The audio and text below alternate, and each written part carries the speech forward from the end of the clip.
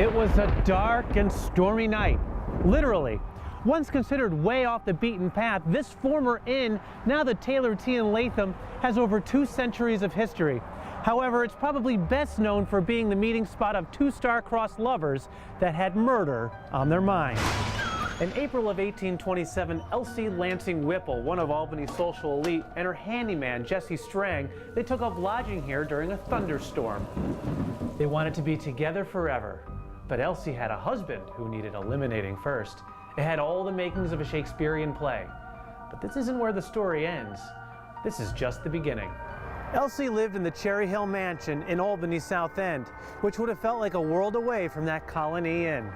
On the night of May 7th, they put their plan to action. Under the cover of darkness, Strang on the roof of the shed wasted no time pulling the trigger on his rifle.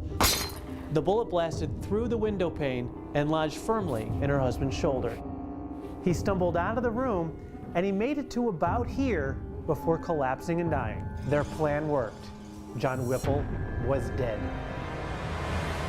Jesse and Elsie weren't very good at covering it up though, and they were both arrested by the end of that month. Their trial's so popular that they needed the New York State Capitol as the courtroom. Jesse was found guilty of first-degree murder, but his accomplice Elsie, well, she got off scot-free. And on August 24th, just 1 month after his trial, he was hanged right about here, which was then called Gallows Hill. Over 30,000 people from all over came to watch, but it didn't go as planned and would be the last public execution in Albany. As for Elsie, she left town and eventually settled in Onondaga County, where fate caught up with her when she died just 5 years later.